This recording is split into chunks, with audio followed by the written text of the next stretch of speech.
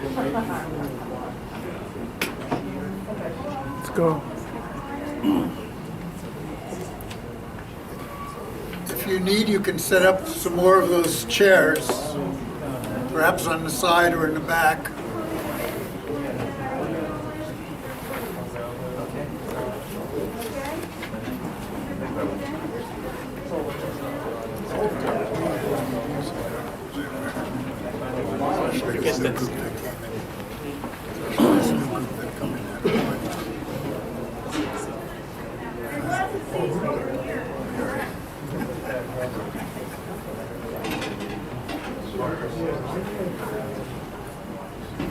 All right, if we could start settling down, we could start the discussion. I think a few more people are coming in. Lining up. Are they? There's some seats over here in front. If you feel more comfortable, you could take some seats from the back, set them up. My name is Joe Lombardo. I'm a member of Bethlehem Neighbors for Peace. I'm also the coordinator of a national anti-war coalition called UNAC, the United National Anti-War Coalition. You can find us online and other places. Bethlehem Neighbors for Peace this year is celebrating our 20th year of being in existence. We started right before the invasion of Iraq. A few people got together and met and decided to form an organization, Bethlehem Neighbors for Peace. We started weekly vigils, and we've been holding weekly vigils on Monday night from 5 to 6 ever since. In the winter lately, we've been doing them from 4 to 5 because it gets dark earlier. The two next vigils are themed vigils. Generally, they're just anti-war vigils. The two next ones are going to be themed vigils. On Monday, January 9th, from 4 to 5, we'll be vigiling with the theme of closing Guantanamo, which, as you know, is a piece of Cuba which we have refused to give back to Cuba and keep it as a military base and a prison and a black site where torture has happened, and where most of the people who were there were never charged with anything. There are still people there years after.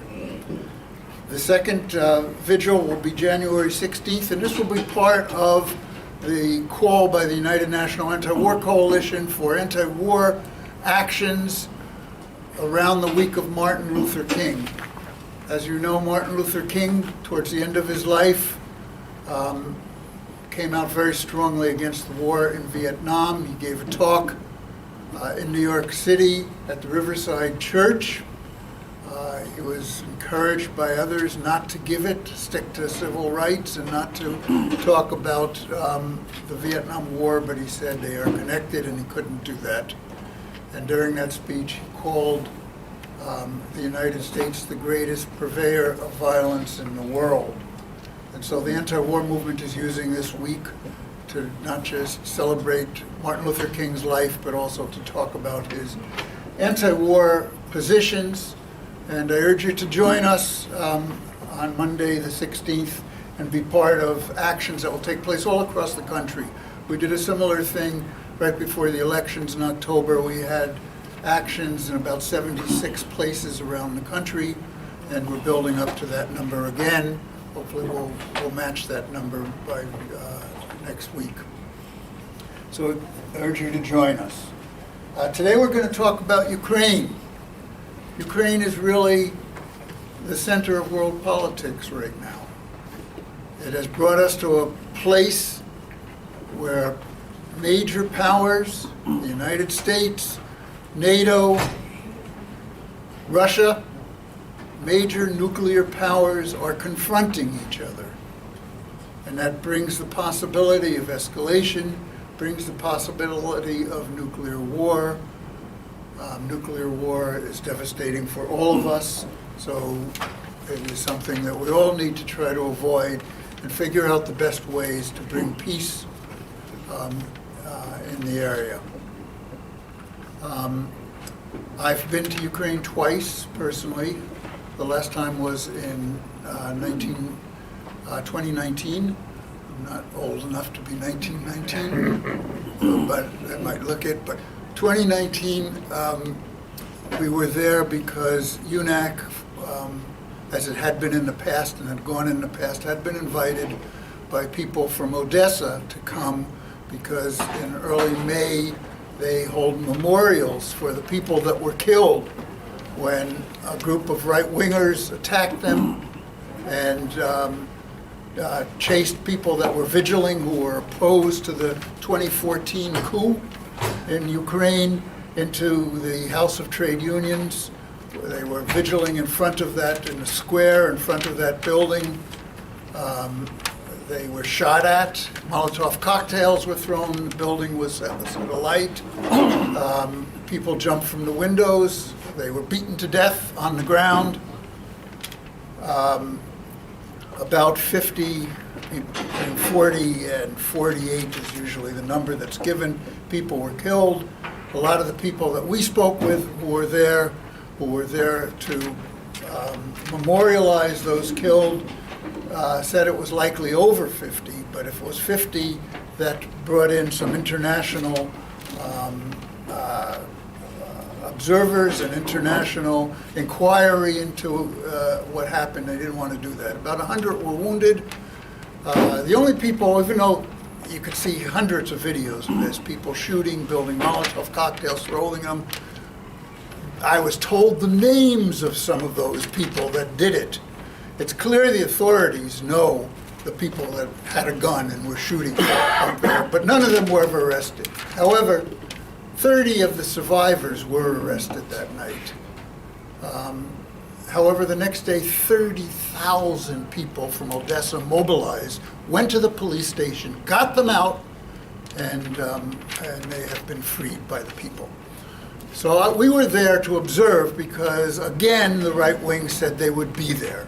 And the right wing was there. But we saw thousands and thousands of people march throughout the day and leave flowers at the House of Trade Unions for these people. At about 3 o'clock, when the families of those killed came there to speak, and there had been a sound system set up for them to speak, the police disconnected the sound system and would not let them speak. There were also gangs of people, some of them with swastikas on their side, that were there to intimidate them. The police did not stop them from doing that. And that night, those people marched through Odessa to the center of Odessa.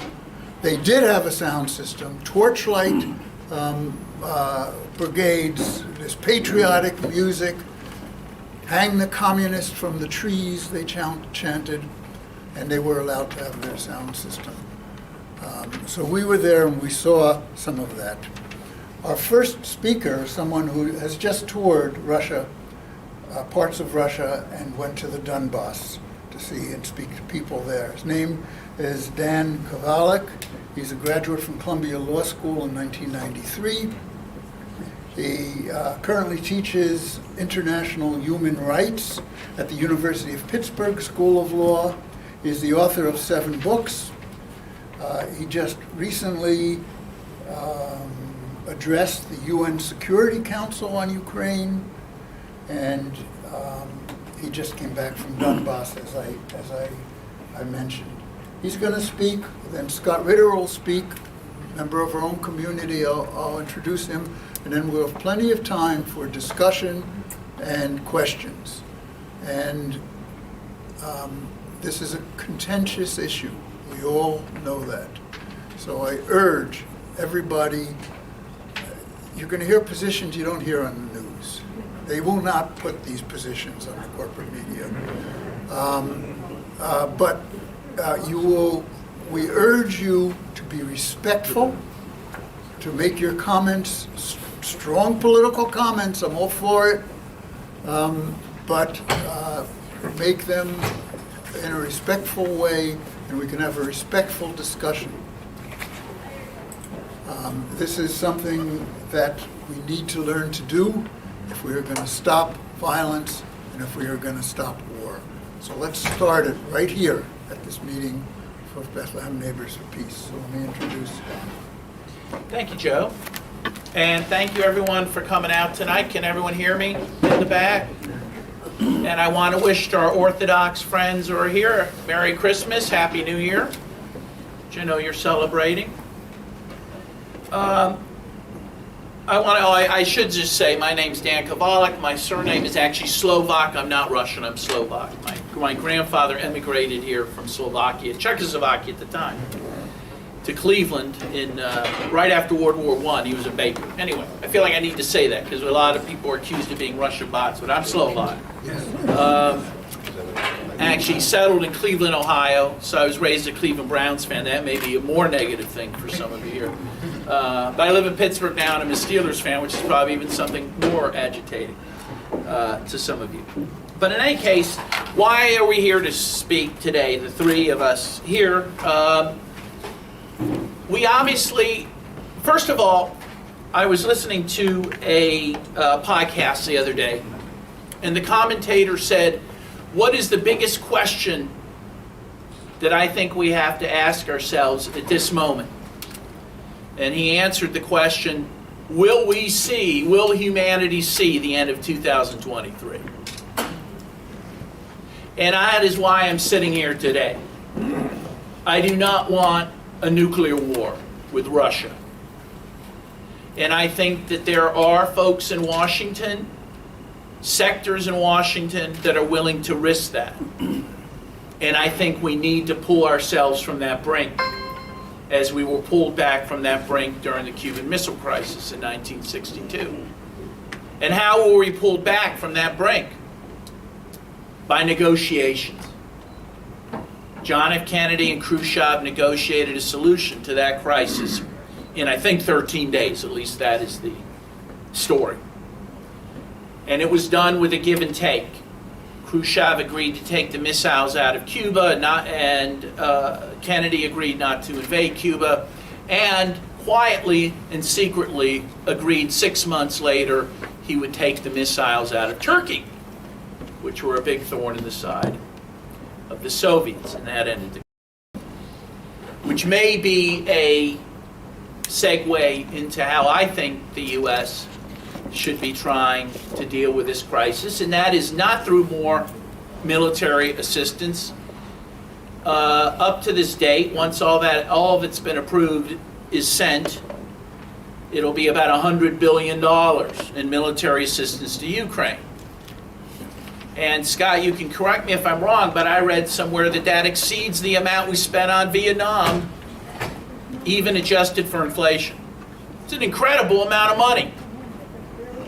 And I don't know much about your town, I'm just visiting, but I can tell you in Pittsburgh, we have homeless on the streets, we have streets that are not functional, we have trash everywhere. We have a country that needs a little help, and $100 billion could go a long way. So I think this issue necessitates a full-throated discussion and debate about this issue, which there's been none. None in Congress, none in the media. I will say that in my 54 years, I've never seen worse coverage of a conflict than I've seen on Ukraine. And one of the reasons we're here today is to at least give a bit of a balanced discussion about it. Because whether you like Russia or hate Russia or whatever, as John F. Kennedy understood, and as some of our better leaders understood, you got to deal with a superpower that has nuclear weapons. You can't just ignore them, ignore their security concerns, and you have to see the world from how they see it. And I think that's a worthwhile thing to do. The other point I want to make, in terms of the $100 billion being sent, and you should know this as taxpayers if you don't know it, we don't even know where most of that money is going. According to the Washington Post, on November 1st, the White House could account for 10% of the weapons we had sent to Ukraine. The president of Nigeria has said he already knows some of those weapons have ended up in the hands of terrorists. So first of all, one asked the question, is the money going to where you think it's going? And when some of the Congress people tried to audit that money, that was shut down, right? Why can't we at least have an audit? So that's another issue that I think needs to be discussed. And the other point that I want to make is, what is the U.S.'s real goal in Ukraine? Does the U.S. care about Ukraine? Does it want to save Ukraine and Ukrainians? You hear people like Lindsey Graham saying that the Ukrainians will fight Russia to the last Ukrainian. Well, is that what the Ukrainians really want? I think there are people in Washington that want that. I don't think that's good for Ukraine. So those are some of my at least initial thoughts, because as Joe pointed out, this is a very emotional and fraught issue. But I think there are some maybe minimal issues at least that we could agree on, or at least agree to discuss. With that said, I do want to talk about the conflict between Russia and Ukraine. And I do want to talk about the fact that, contrary to what the media is saying now, but they did say it before, by the way, there was some coverage of this before, that this war has been going on for 9 years. Not just since February. And I think that is important to recognize. And I think the media has failed. Fail isn't even, doesn't capture it. Has been disingenuous in pretending that that is not the case. And so I went to the Donetsk Republic in November of last year, so a couple months ago, to talk to people in Donetsk about what's been happening there since 2014. Now, if you don't know Ukraine, you have Donetsk and Luhansk, which are two oblasts, or now they're self-declared republics, in the eastern part of Ukraine that have been part of a conflict with the government in Kiev since 2014. Again, the media now tries to either pretend this isn't true or to just outright deny it. But you can find that the UN High Commission for Human Rights concluded that 14,000 people died in that conflict before Russia even intervened in February. And yet those 14,000 people have been forgotten. And when people say we should hear from Ukrainians, we should also hear from those people in the Donbass who have no voice in this country, let me tell you. None. And those people have been attacked by their own government for 9 years. And to pretend that isn't true, to pretend this just happened in February out of the blue, is not true, is unfair to the people who've been part of that conflict, and frankly is not fair to the taxpayers of the U.S., because it does not allow them to understand this conflict. And if you don't understand the conflict, you cannot find a way to end it in a way that, again, will avoid us from blowing each other up, which, again, at a minimum, I hope we can agree we want that. When I was in Donetsk, and maybe this is the time to show a few photos, if I might. First of all, this is the Angels Alley in Donetsk City, and this commemorates the 160 children that were killed in Donetsk in 2014. And you can see the stuffed animals and toys that were laid there to commemorate those deaths. Those are real people. Those are real children who died in a conflict we're told did not exist in 2014. But it did. And by the way, the U.S. has helped to arm that side of the conflict that was attacking these people, and has, and again, the media pretends this isn't true, but I'm going to tell you there are neo-Nazis in Ukraine. And they have received training and aid from the United States. In fact, it was such a problem. And to prove my point, John Conyers, the former congressman, when he was a congressman from Detroit, introduced a bill that was signed by Congress and signed into law by Barack Obama, saying it was illegal to fund Nazis in Ukraine. He didn't do it because there was no reason to pass that bill. He did it because it was a problem. But even more to the point, Congress then repealed that prohibition, and Obama signed that into law. So not only was it a problem we were funding them, then they decided it was a problem we couldn't fund them. And yet the media, and I know there's members of the media here, will pretend that this Nazi problem doesn't exist. But it does. In any case. Okay. Let me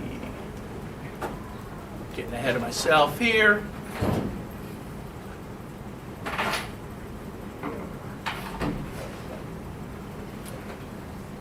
So the first couple pictures are actually taken in Russia. This was taken in the old Arbat Street in Russia, where I stayed. This is in Moscow. And this is a nice tourist street. I mean, Russians go there too, but it's a nice street, tourist shops, restaurants. But on the street, you have this display of children who were killed in the Donbass in 2014. And again, here the Russians are honoring those children. Again, people will tell you those children don't exist, but they did exist. And they did die in the Donbass at the hands of the government in Kiev. And again, in Russia, they are commemorated.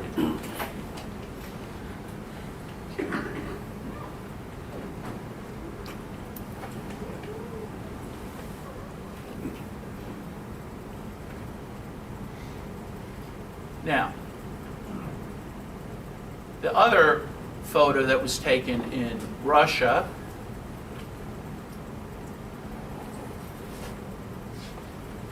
and I'm sorry, I'm not real technologically savvy, was of this gentleman who is from the Kherson region of Ukraine, and he now lives in Moscow. He started writing against what the Ukrainian government was doing in the Donbass after the massacre at the Odessa trade union house. Because he started writing against the government in Kiev and challenging them and dissenting, he was arrested. At that time, I think he was 79 years old. He's 82 now. He was arrested, put in jail for 2.5 years, and tortured. And he's showing that they pulled his teeth out one at a time and left the roots so he would feel it. Kind of like Marathon Man, if you've ever seen that movie with Dustin Hoffman and Sir Laurence Olivier. So he's showing me, he took his dentures out and showed me the remains of his teeth. So he went... Just click here, I think you'll get an arrow. So he moved to Russia. This here is a monument to the first president of the Donetsk People's Republic. So in 2014, after a coup, an unconstitutional coup that brought to power a right-wing government in Kiev, and a government that was not friendly to the Russian-speaking population, the people in Donetsk voted to become an autonomous nation in the Donetsk People's Republic. This was the first president pictured here. He went to this cafe, it was a cafe, and he was killed. He was assassinated with a bomb that was put in a light bulb. And now this cafe is not a cafe anymore, it's just a memorial to him.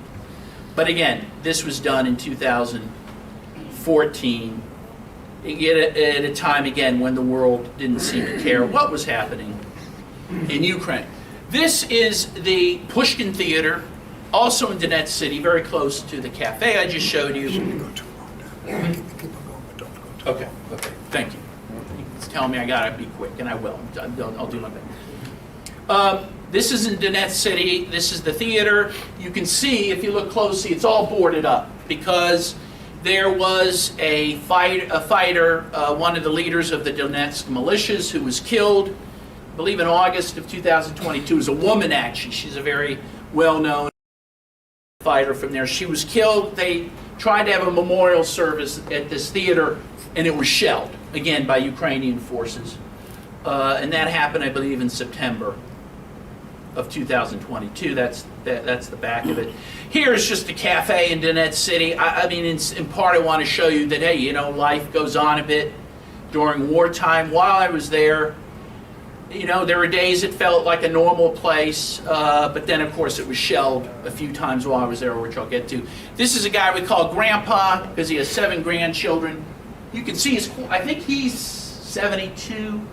He's been fighting in 2014 to defend Donetsk against the Ukrainian forces, and he's still fighting. You can see he's quite an old man, but he volunteers for the Donetsk militia. This is a school that was shelled while we were there, and they went very quickly, as you see at night, to try to start fixing it. I'll get back to her in a second. This woman, and I'll get back to that school in a second. This woman wrote a book, as you can see here in the number 90, about her 90 days in captivity by the Azov, the fascist Azov battalion, who took over the airport in Mariupol, and she was tortured for 90 days. Her son was also held captive, and she talked about that with us, and that's the book she wrote about her captivity. This is the Lenin statue at Lenin Square, which still stands. And what's the significance of this? In 2014, the conflict in Donetsk really erupted when right-wing people came to try to take down the statue of Lenin, and others came to defend it. And you can see the people who defended it won because it's still there.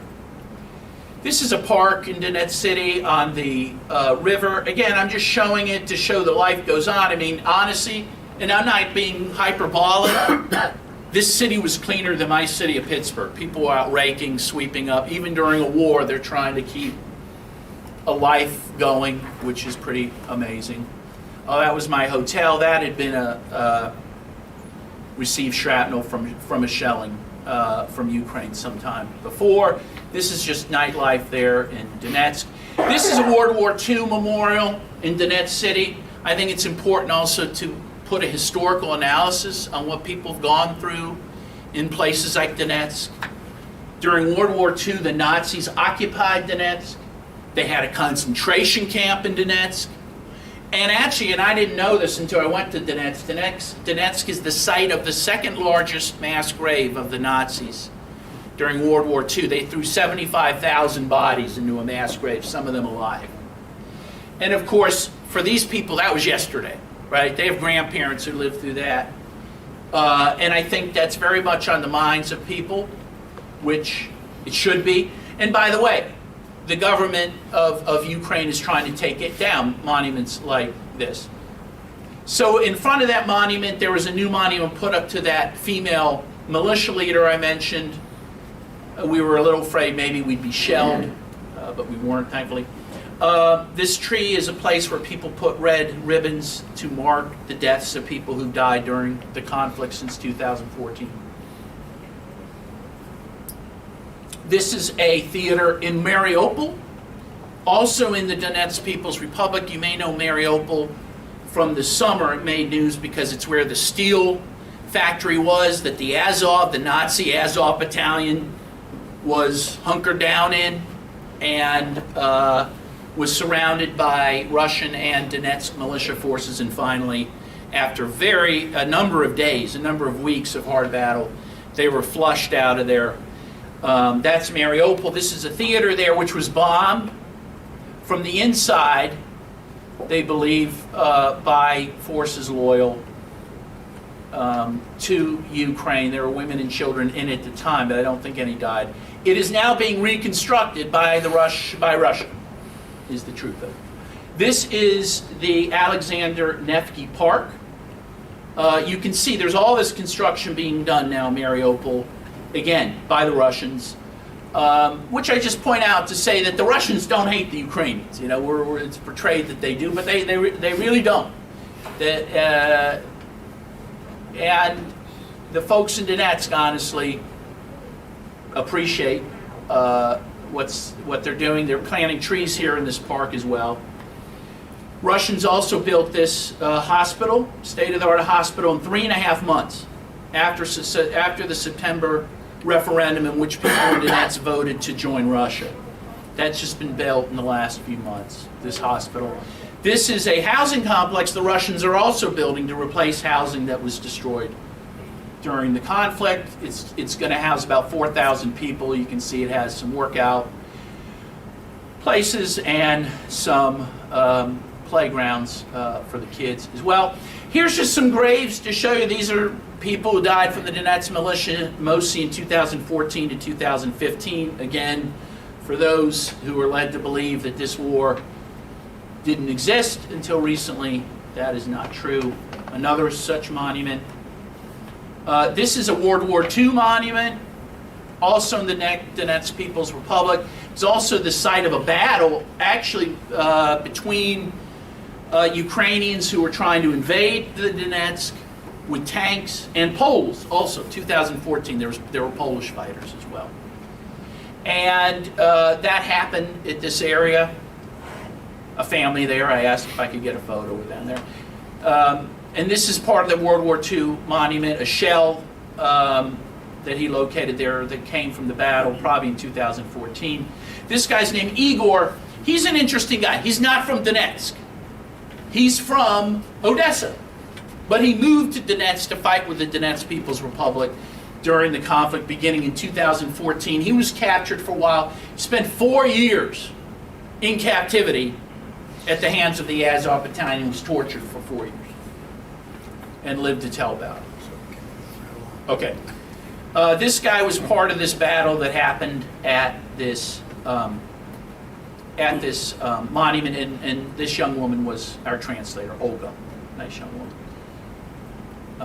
That's the monument. As you see, it was a World War II monument only, but now you can see 2014 to 2022. It now memorializes people who've been killed since 2014. These are 7 of his comrades, the older guy I showed you, who died in the fighting at this monument. You can see that this World War II monument was shelled by the Ukrainian forces. Again, Ukraine's trying to wipe out a lot of these Soviet-era World War II monuments. He was explaining that to us, Igor from Odessa, as I mentioned to you. This is some more photos of Angels Alley. This is a soccer stadium that was shelled while we were there, again by Ukraine. And this guy, if I can get the sound, is going to explain something. And maybe I'll leave it at this. Again, if I can get the volume up. It was working before. Here we go. 155 meters. It's bottom. This is at the school. Of the shell. Yeah, it's quite. Right now, I know it's M549. It's American shell. Yes, NATO. 155 meters. It's bottom of the shell. Yeah, you can see the size of the shell. It's have so big copper.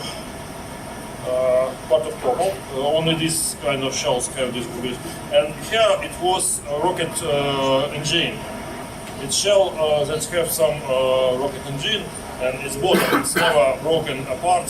The little parts. It's always we have always this big part. Is bottom of the shell. Yes, and here was the shell. Okay. And that was a school shelled while we were there again. That's your American taxpayer dollars of work shelling schools in the Donbass. This piece of the shell. He also explains the same thing here. I'm trying to go a little quicker.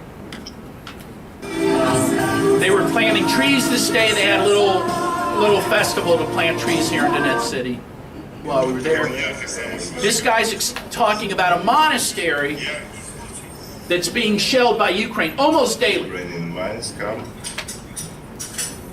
for The monks now live underground because the monastery has been largely destroyed. Again, with your tax dollars.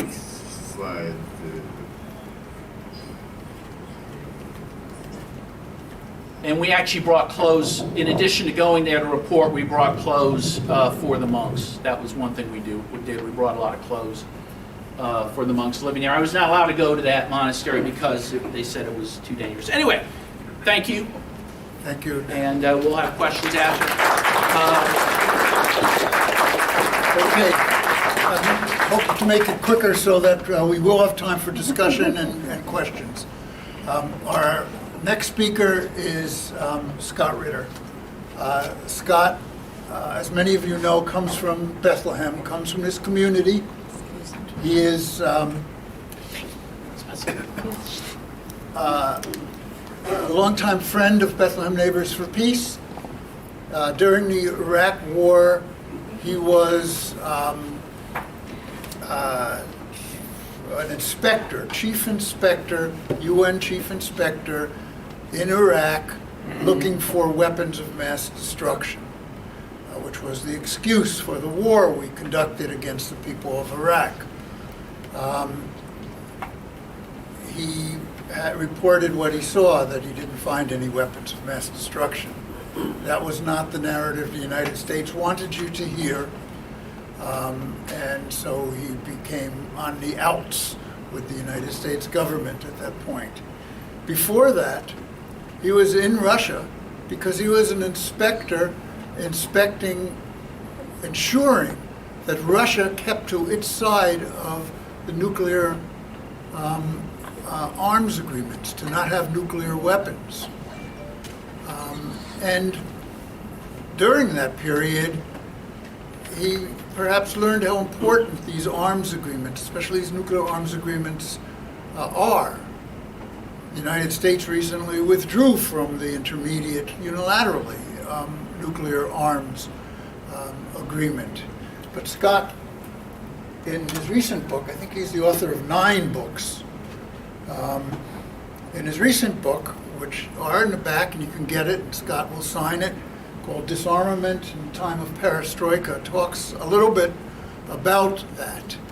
Many people believe that arms agreements during this period, when we are perhaps closer to a nuclear war than at any other time in history, perhaps, except for when there was one, when we dropped a nuclear bomb on Hiroshima.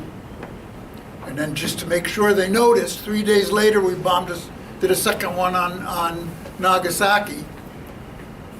But then when got nuclear weapons, it was a deterrent for each.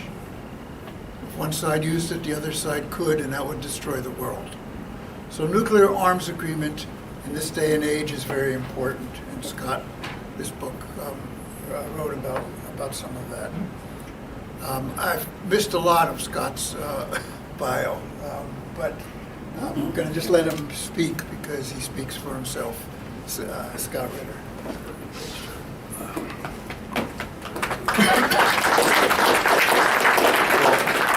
Thank you very much, Joe. Thank you, Dan. Thank you, everybody, for coming out here tonight. I think it's appropriate that we be holding, I'm going to move up here because this is blocking me. I know the microphone's supposed to catch my voice, so I'll shift it for you. But I think it's appropriate that we're here in the public library. Why? You know, I'm a former Marine, and when I took my oath, it was to uphold and defend the Constitution of the United States of America against all enemies, foreign and domestic. The key thing here is the Constitution of the United States of America. The First Amendment to the Constitution is freedom of speech. And that's sort of what we're doing here tonight. We're engaged in a process of free speech. Dan said some stuff, I'm going to say some stuff. I'm looking out at some of the eyes out there and I see people say, we don't agree with you. That's cool. That's good, because that's what America's all about.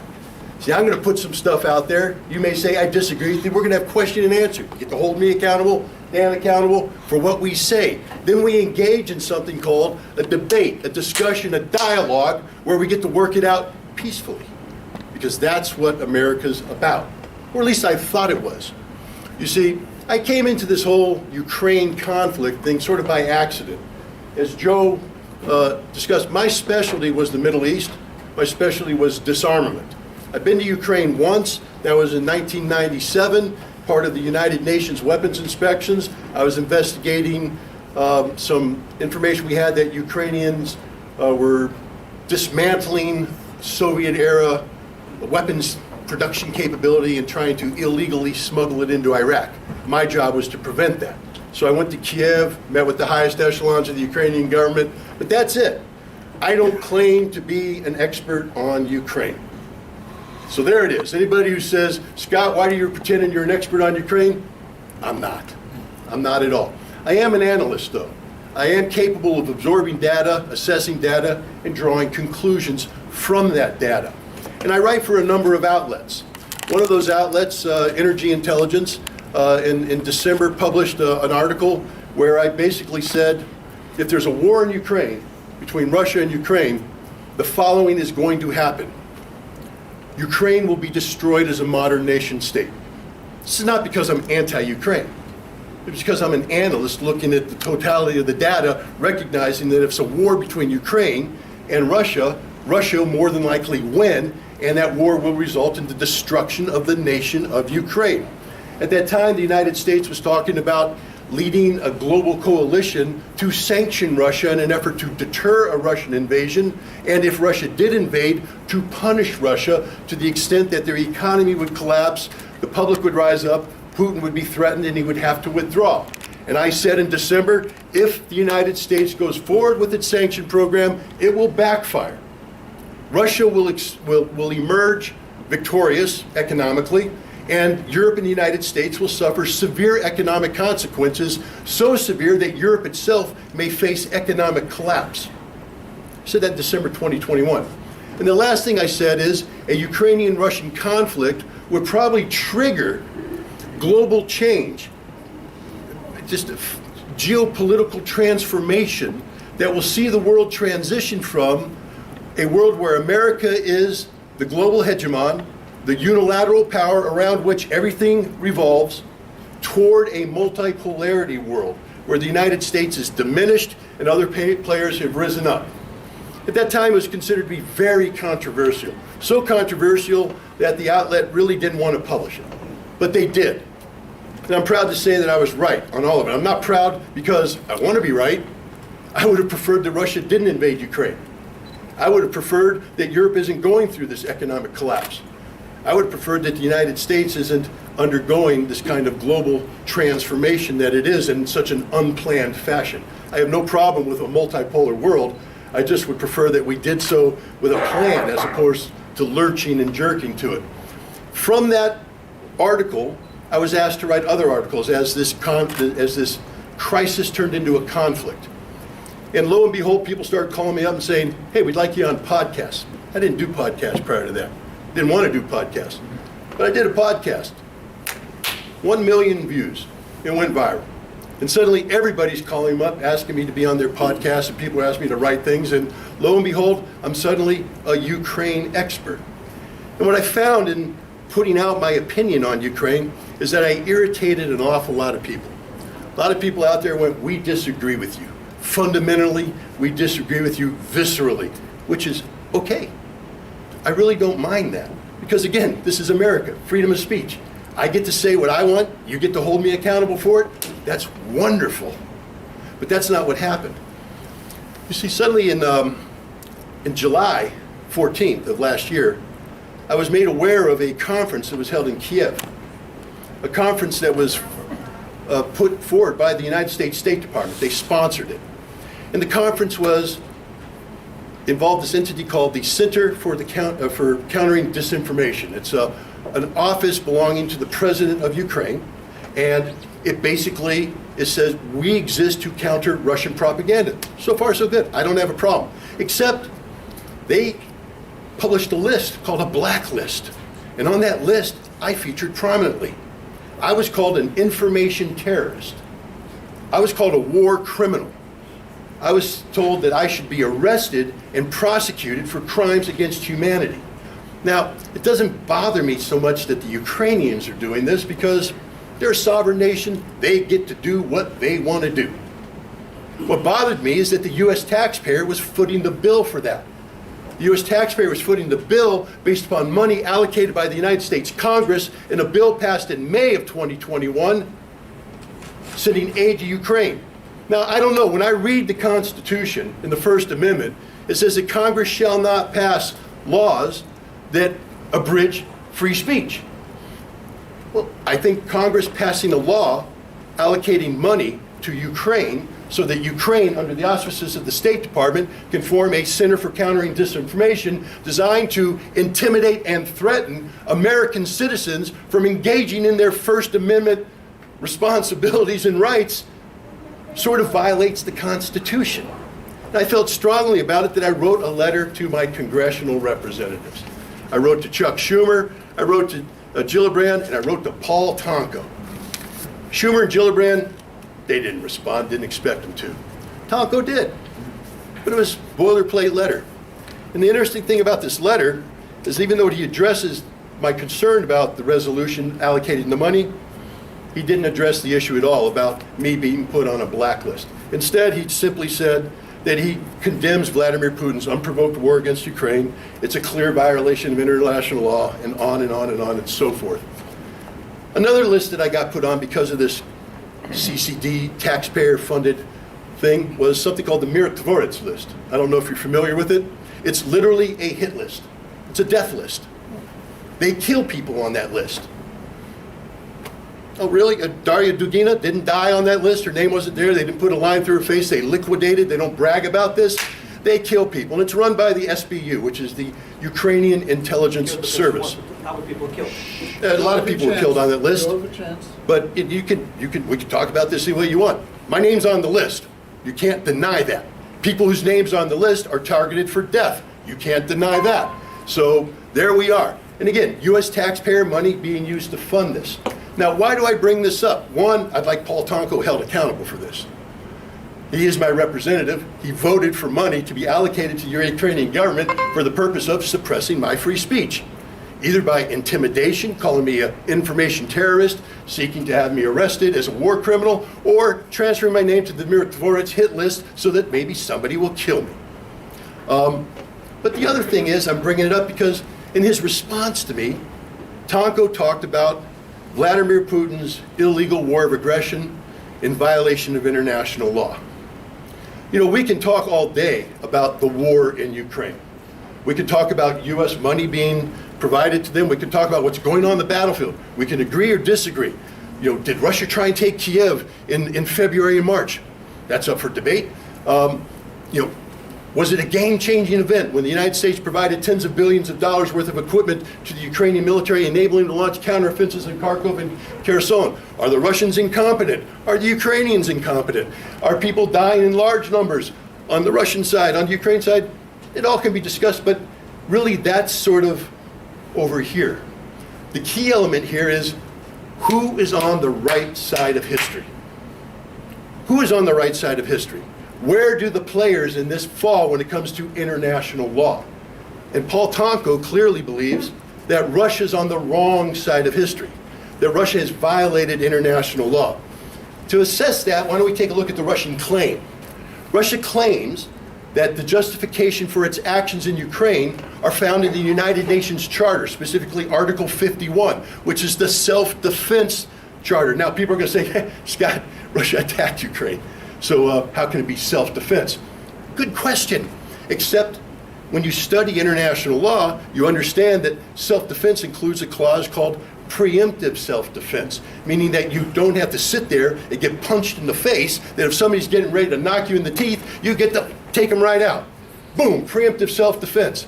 But the key aspect to that is, A, it has to be an imminent threat to you, and B, the fighting in the Donetsk is not Russia. It's not Russia. The fighting in the Donbass is in Ukraine. It's an internal Ukrainian problem. So how does Russia justify self-defense by intervening in Ukraine? Geez, I don't know. Maybe what happened is Lugansk and Donetsk held a referendum, declared independence. That independence was recognized by Russia, and then Russia engaged in something called collective security arrangement. The reason why I bring that up is that Russia didn't invent this concept. The United States invented this concept in 1999. How do you think we justified NATO intervention against Serbia in 1999? Collective self-defense under Article 51 of the United Nations Charter, citing the imminent threat posed by the Serbians to the population of Kosovo through genocidal activities. And therefore, NATO, wait a minute, NATO's not a member of the United Nations. How can NATO possibly cite the United Nations Charter to justify military action? Because they're engaged in a collective security agreement with the United States, who is a member of the United Nations. Just like Russia is a member of the United Nations, Lugansk and Donetsk are not, but once they enter a collective security arrangement, it becomes a legitimate thing. So Russia has a case under international law. We can debate it, people can disagree with me, but the notion straight up, the Pomtonko says Russia is in clear violation of international law. I'm telling you right now, it ain't that black and white. Russia's articulated a clearly cognizable case under Article 51 of the United Nations Charter that it is carrying out preemptive self-defense against a threat posed by the Ukrainians. Now here comes the important part, because people are going to say, well, Scott, doesn't the threat have to be real? Doesn't it have to be imminent? And you're right. In order for all of this to work, the threat posed by Russia has to be real, or by Ukraine has to be real, and it has to be imminent. Let's back up for a second. April 2008, a gentleman named William Burns, at the time he was the U.S. ambassador to Russia, wrote a memorandum to the President of the United States. That memorandum was titled, Niet means niet, no means no. Pretty straightforward. What was the memorandum about? He basically said, if NATO invites Ukraine to join NATO, it will lead to a escalation of tensions between Russia and Ukraine and the West that will inevitably result in a Russian military intervention that will cause Ukraine to lose the Donbass and Crimea. April 2008 is when this memorandum was written. The United States ambassador to Russia, one of the top experts about Russia in the United States, is warning the US government that if we invite Ukraine in, the ultimate outcome will be a conflict between Russia and Ukraine that results in Ukraine losing significant portions of its territory. It's not guesswork, ladies and gentlemen. We said right up, April 2008, that's what's going to happen. November 2008, we invite Ukraine to join NATO, which means that we knew through that invitation what was going to happen. It's not a surprise. We knew that by inviting Ukraine into NATO, it would lead to an escalation of tension that would result in Russian military intervention. Was it inevitable? No, but we knew we were setting up the case. 2014, a coup. Now some people take issue with that. They call it a revolution. I call it a coup. It's an unconstitutional effort to overthrow the constitutionally elected government of Viktor Yanukovych by people who did not have legal constitutional authority to do so. The right sector and other far-right elements supported by the United States. I mean, it is Victoria Nuland, after all, who was a senior State Department official who was intercepted on the phone bragging about her boy Yatsenko, America's choice to be Prime Minister of Ukraine. Why is it America's choice? I mean, after all, isn't Ukraine a sovereign state? Why is the United States deciding who's going to be leading it? Because it ain't about the Ukrainian people or the will of Ukraine. It's about the United States seeking to weaken Russia by overthrowing a pro-Russian government, Viktor Yanukovych, and replacing it with Ukrainian nationalists who would be working on behalf of the United States. Now we get the conflict. In August, September of 2014, the conflict in Donbass is on fire. In early August, the Ukrainian army went in and threatened to surround the Donetsk militias. It looked like it was going to be game, set, match Ukraine. But then superior forces, which probably included some Russian military, counterattacked and surrounded them. Now it's game, set, match Russia. 10,000 Ukrainian soldiers surrounded, and they ain't going to get out. They're all going to die. So what happens? The Ukrainians get together with their European allies and say, please help us negotiate a settlement. Angela Merkel, the Chancellor of Germany, flies all over the place. She meets with Hollande, the President of France, and they meet with the Russians, they meet with OSCE, they meet with Ukrainians, and they come up with the Minsk Accords. The Minsk Accords. Now, the first one in Minsk 2014 has some difficulty. In 2015, they solidified it up, but the bottom line of the Minsk Accords is this. There will be a ceasefire During that ceasefire, the border will be brought under control by the Ukrainian government because Russia had no territorial objectives in Ukraine.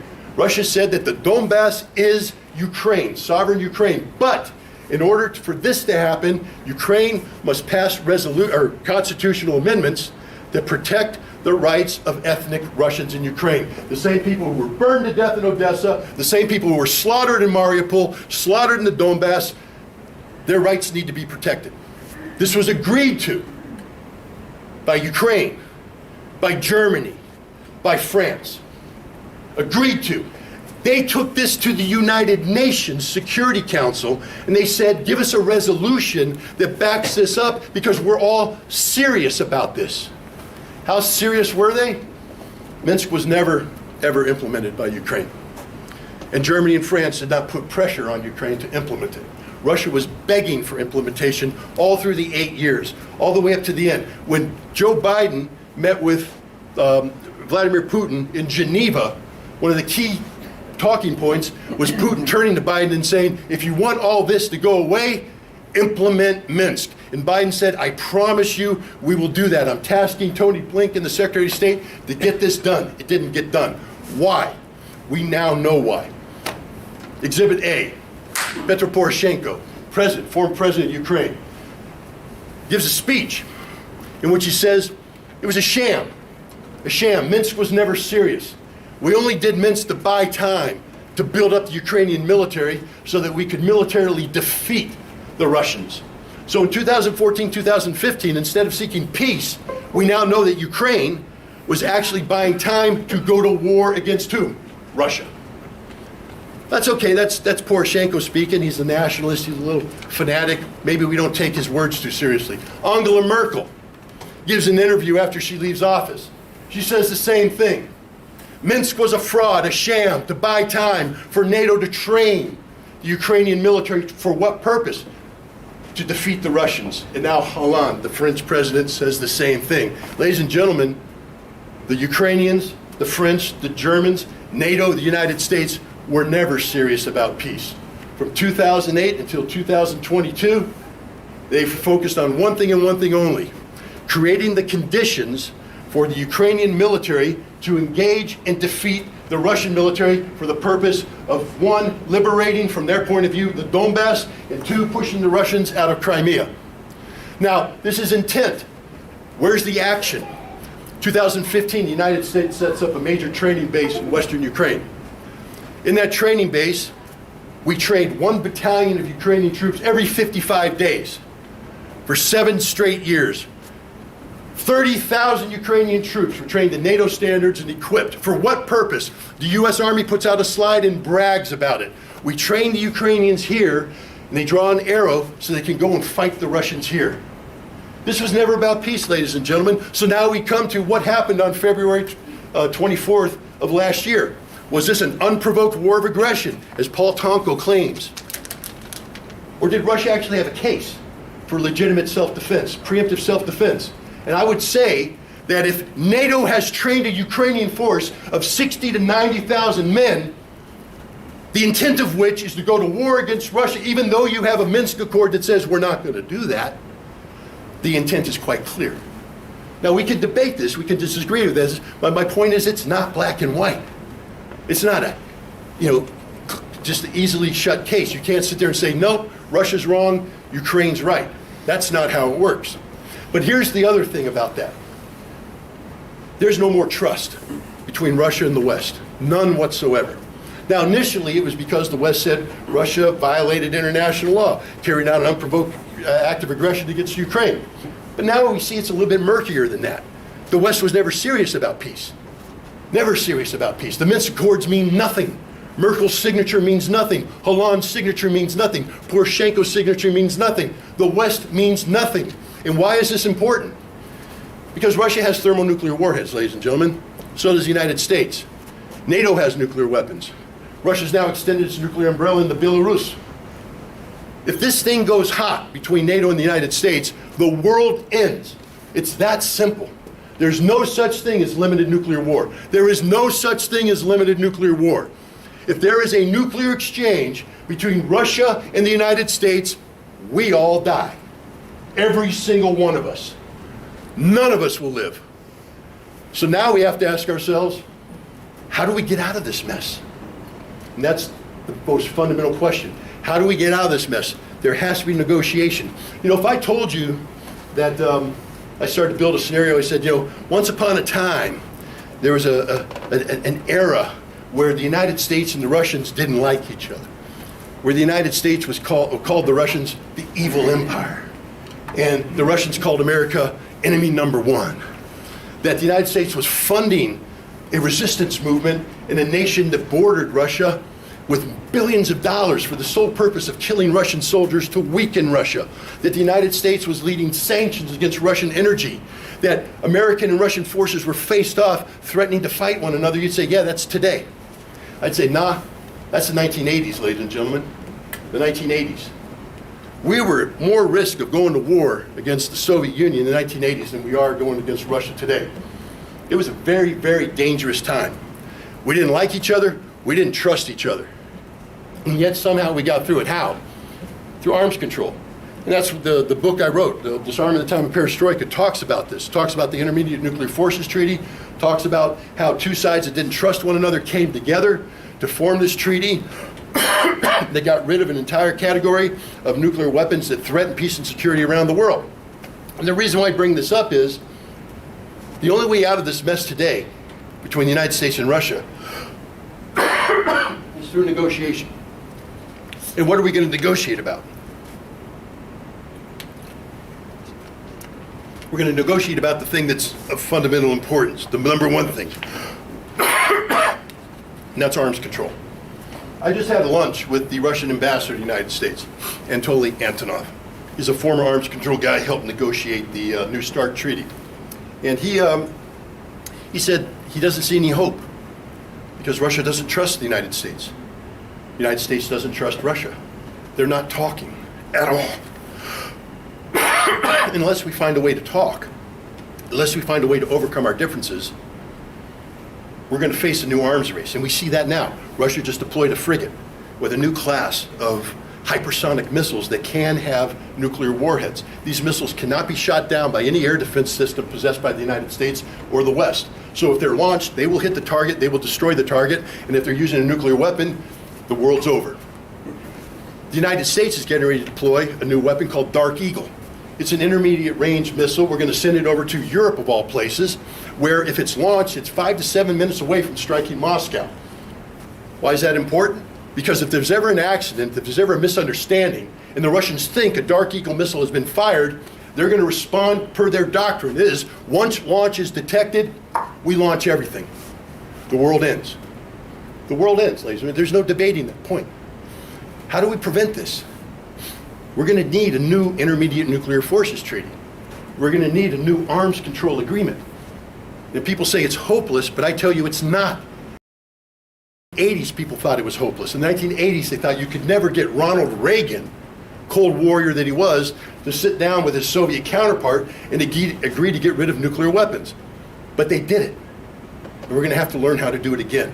But the only way we're going to get down that path is by empowering ourselves with knowledge and information so that we can engage in debate, discussion, and dialogue about the important issues of the day, which today include not just the issue between Russia and Ukraine, but Russia and the United States, nuclear disarmament, and finding a path to peace. Thank you very much, and I look forward to any questions anybody has.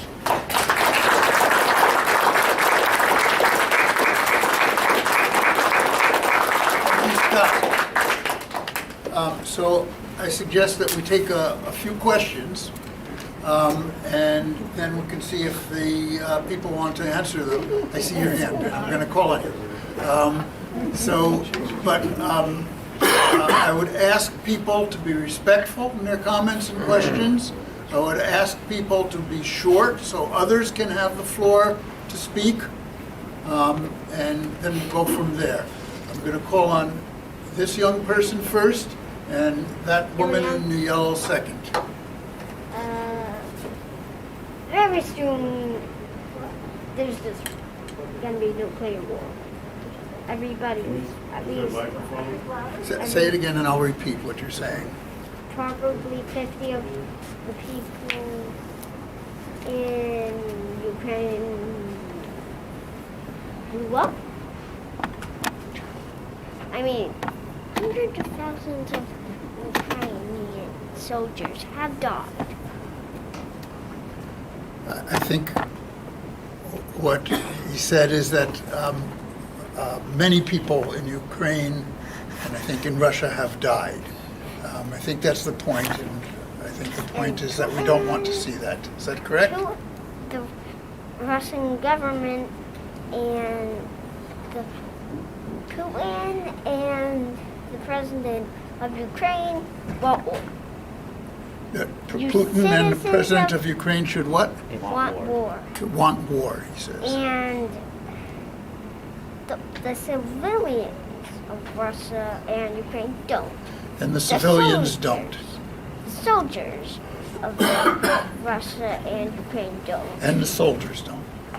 Okay, People can we live leave it at there. that and then see what other people have? And thank you for your thoughts.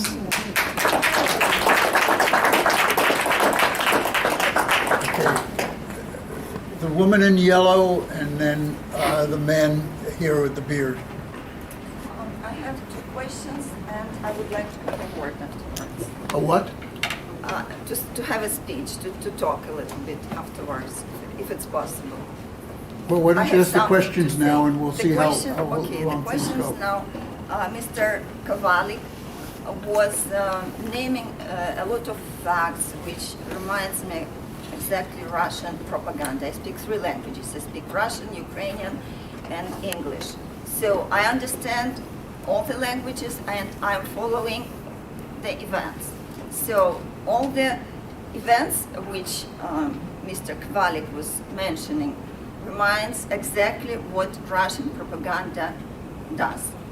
So my question is, are there any international evidences of those tortures or killing kids which were exampled by Mr. Kowalik? For example, when Ukraine liberated its territory, Bucha, Irpin, Gostomel, Kherson, Izum, everywhere they found the torture rooms. Immediately they called international organizations and established the facts. They invite the international observers, and it is internationally approved facts of torturing people. In Kherson even was discovered the children's torture room. Children's torture room. And it is international facts approved by United Nations. Are there any international facts? Of course, I already, Then yeah. let's just get a couple more questions. If you could write that down and we'll And the answer other that. question is, it was, again, it wasn't more in Mr. Kowalik. He was saying Ukrainian government is bombing Ukrainian government. According to Minsk agreement, Donetsk and Lugansk were territories of Ukraine, just sort of republics inside Ukraine, so it was still Ukraine. Only after Russia opened this aggression, the day before, they admitted by themselves, it is not internationally accepted, they admitted this is the territory of Russia. So before this 24th, February 24th, that was Ukraine, and he was saying that Ukrainian government, what Ukrainian government he means?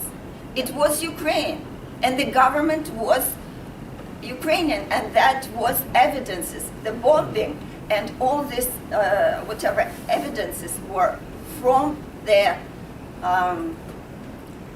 unaccepted sort of governments of these republics. I think we It was understand. not government of Ukraine, it was elected government, Yes. which are mostly bandits. Okay, I understand. Yeah, I'd like to thank both the gentlemen for a wonderful presentation. One aspect, though, that I didn't hear mentioned, whenever anything happens in the world, the way to find out why it's happening is ask who benefits. who's making the money from it? You said, we don't know where it's going. We know where it's going. It's going into the pockets of the weapons manufacturers. They lost a lucrative market in Afghanistan, and I don't know that they cared that, you know, once they got their money for the weapons, if they ended up in the hands of the Taliban. So we're sending now weapons to Ukraine. It's an even more lucrative market. If those weapons end up in the hands of the Russians, I don't think they care once their pockets are filled. Okay. Do you have any ideas as to how these are the people that control the media. They bought our government. They did. Eisenhower warned us against it. Okay. Oh, Let's okay. take one more, I and agree. then we'll Thank you. get some answers, and then we'll go back to more people. Go on. Thank you both very much. You say that we have to do this. We have to come up with a solution. We, if it's my generation, our generation, we're screwed because my generation left a pile of rubbish. Okay? So when you say we have to come up with a solution, we have to do it, who do you have in mind? Who is the we in your we? Thank you. Join us on the vigils on Monday. What's that? Would you guys like to answer these questions? No, go on. Yeah, I mean, I cited the UN High Commissioner on Human Rights, who had a report, had numerous reports on what was happening in Donbass, who did conclude 14,000 people died before February 24th of 2022. In fact, I've been writing about this for years, and I would often cite Amnesty International, Human Rights Watch, who was very concerned by human rights violations by Ukrainian forces and by allied forces like Azov against the population in the Donbass. Now, that's not to say that the militias of the Donbass didn't commit human rights abuses as well, or that the Russians aren't committing human rights abuses now. But what I'm saying is there are well-documented abuses by the Ukrainian government over the last 9 years. And again, I interviewed people who were victims of it, which I think is worth something. The other thing I'll say is, in terms of your issue about the imminence of the attack against the Donbass in February 2022, you can go and look at the Organization for European Security and Cooperation, the OESC.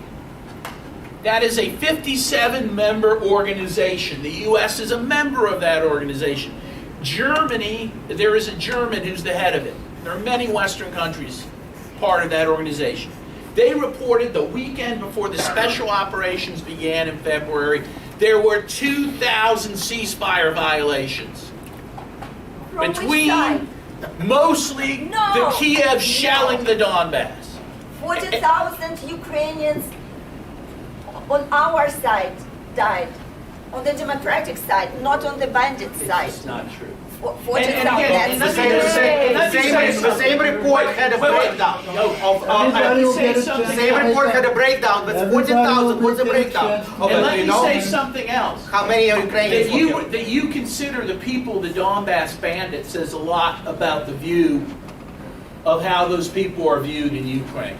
And by the way, they don't share that view of people in Western Ukraine. But the fact that you view them as bandits instead of human beings is very concerning. And that's part of the problem. Because the government in Kiev considers them undermentioned, subhuman, as you do.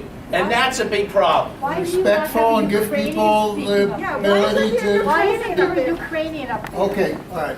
What's going on here? Yeah, there's no Ukrainian on your panel. Who's got the gavel? What are you? I have the gavel. If you'd like, I like the Congress of the United States. Please allow me to respond to the young lady who asked the question about war. Young lady. Is she here? How about woman? Say again? You could say She's woman there. We both instead of young. man. Yeah.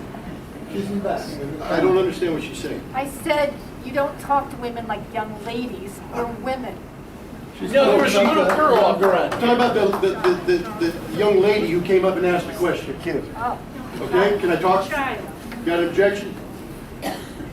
She asked a very fundamental question. A very fundamental question, and I'm glad it came from a child. Because this question didn't come from anybody else in this room.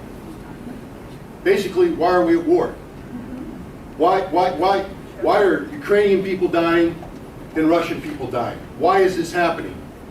Is it because the Russian leader and the Ukrainian leader want a war when the people don't want a war? It's a fundamentally fair question. And what it means, and I don't have an answer for that, except to highlight what she's saying. War is hell. War should be avoided at all costs. Whatever disagreements we may have must be settled peacefully, because the alternative is what we see right now in Ukraine. Wherever you stand on the issue, understand this. As we speak, a Ukrainian soldier is dying. As we speak, a Russian soldier is dying. And it's going to happen again and again and again for as long as this conflict goes on. Now, why is this happening? Was every option short of war exhausted before war became the only option? Because I think that's fundamentally what she's asking all of us to do. To exhaust every option short of war before we go to war. Now I come to your question. What do I want you to do? What I want you to do, I want everybody in this room to do, is if you have a problem with war, and you think war is one of the most fundamental issues we confront today as a society and a civilization, then start holding to account those who lead us to war, and that's the Congress of the United States. Paul Tonko right here can write letters like this because he's not afraid. Paul Tonko runs unopposed. Paul Tonko doesn't have to be primaried. Paul Tonko doesn't have to be held accountable for garbage like this. You want to do something? Find somebody who can primary Paul Tonko and debate him and force him to answer the questions. I'm answering his question. I'm answering his question. You get to ask yours, and I'll answer yours afterwards. I'm answering his question. Okay. All right.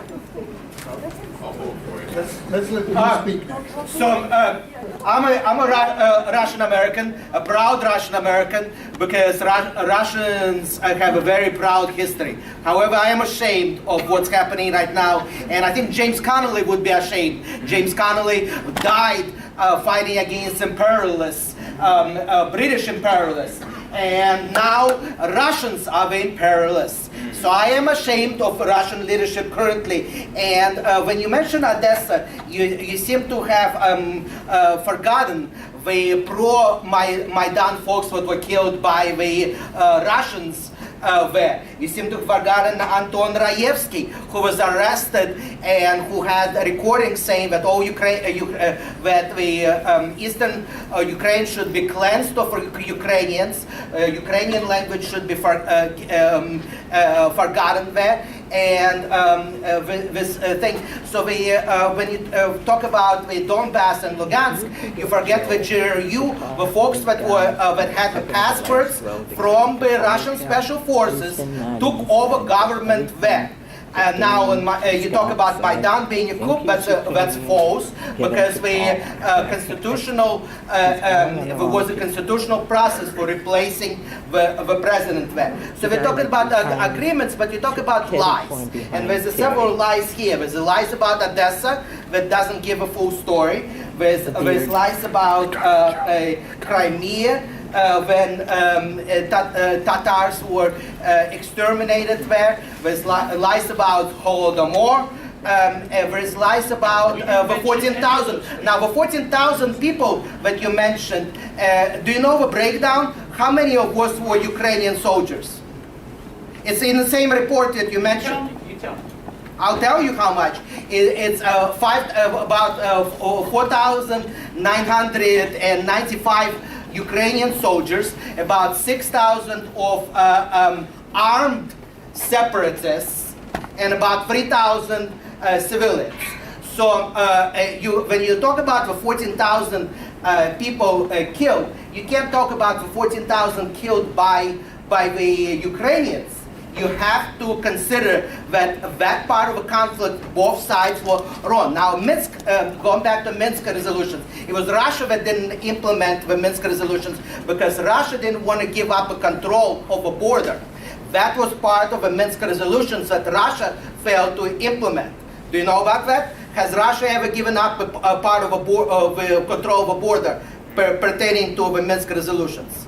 Did Ukraine pass the constitutional amendment? Ukraine did pass. Ukraine did pass a resolution giving the autonomy to Donbass. Yes, that is true. Same thing as I have heard Joe's argument that Russian language was forbidden. That's also another falsehood. There was no law forbidding Russian language. So I'm a proud Russian. And I heard another thing where Scott said to Russians, like my friend here, Sam, who had to flee Russia because he would otherwise be killed, because he would be sent to this war. He had to flee Russia through crossing the border in Georgia, 2 days crossing the border in Georgia, going from Georgia to Mexico, crossing the border in Mexico, being detained in the United States. This young man fled because he didn't want to spend 10 years in Russian prison. And he didn't want to kill Ukrainians because no Russian wants to kill Ukrainians except under the force of Putin. And so when you talk about whose fault it is, undoubtedly the man who ordered the invasion, Vladimir Putin. There is no other person. And you talk about General Antonov, Ambassador Antonov. I had many lunches with Ambassador Antonov. Ambassador Antonov is the biggest propagandist you could find. He likes controlled environment. Every meeting he had with Russian community here in the United States, he made sure that all questions were pre-screened, that nobody was allowed to ask any kind of questions from Russian community to ambassador unless they were pre-screened. This guy is the biggest propagandist, and it's a shame you do have Ukrainian blood on your hands when you talk, when you defend Russia, and when you say that Russian invasion was justified. So I'm sorry, and that's a fact.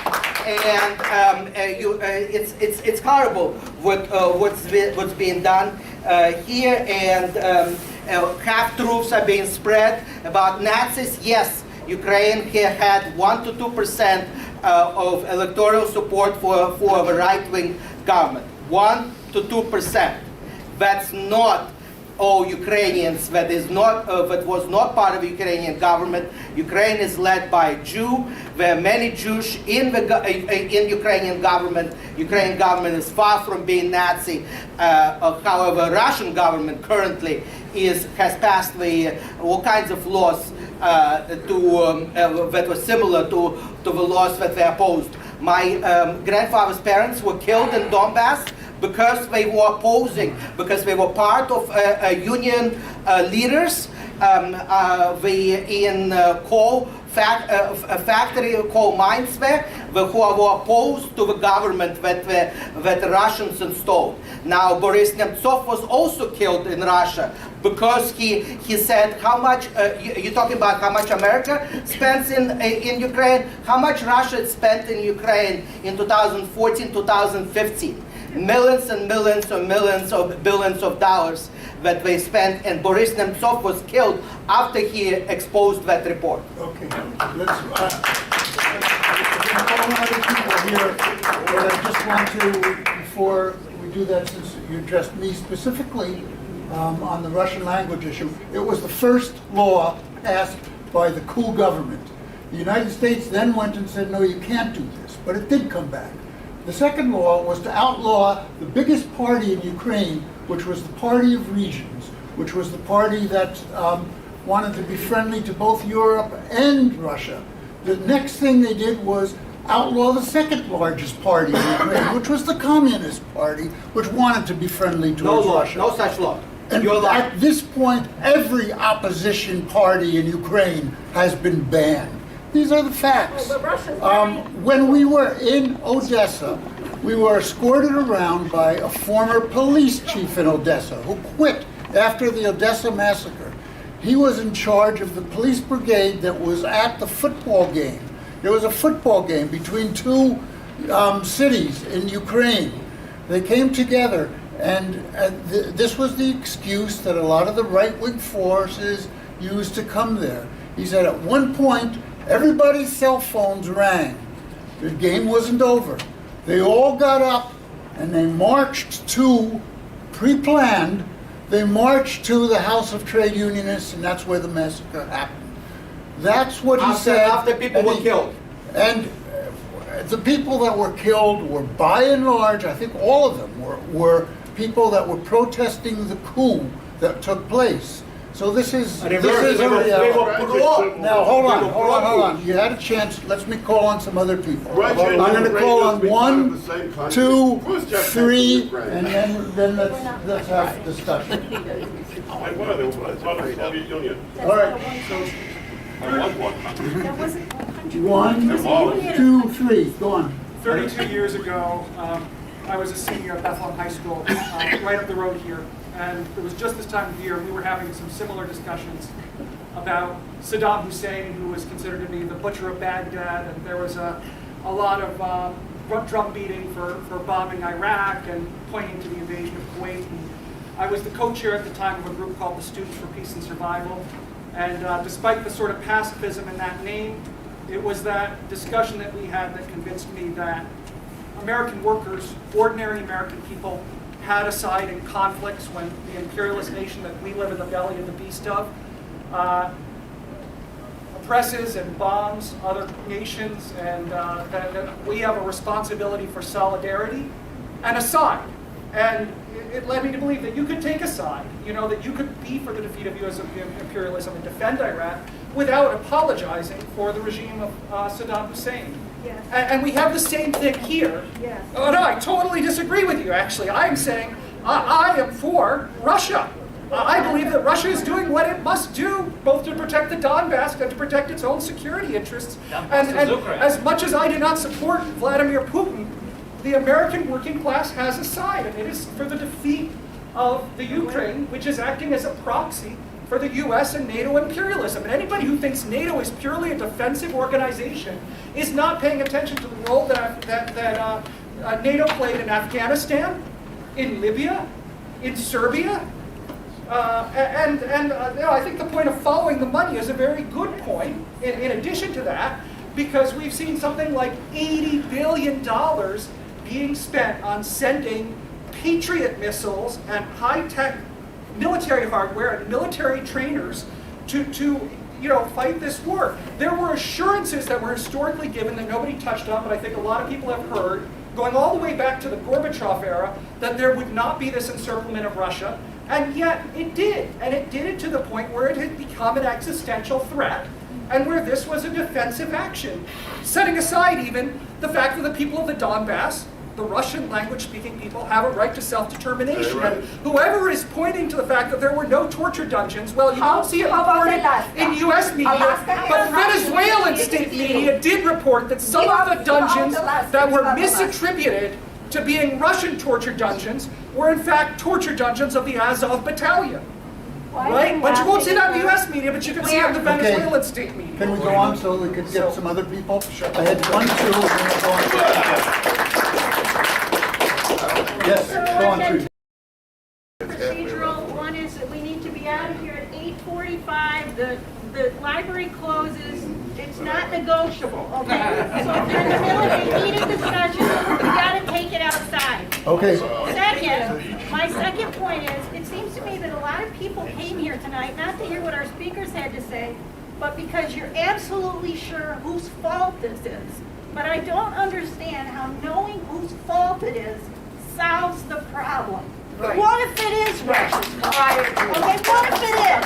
What are we going to do about it? Exit. Are we going to have a nuclear war? Is it worth a nuclear war? No. How many $100 billion do you want to put into this war?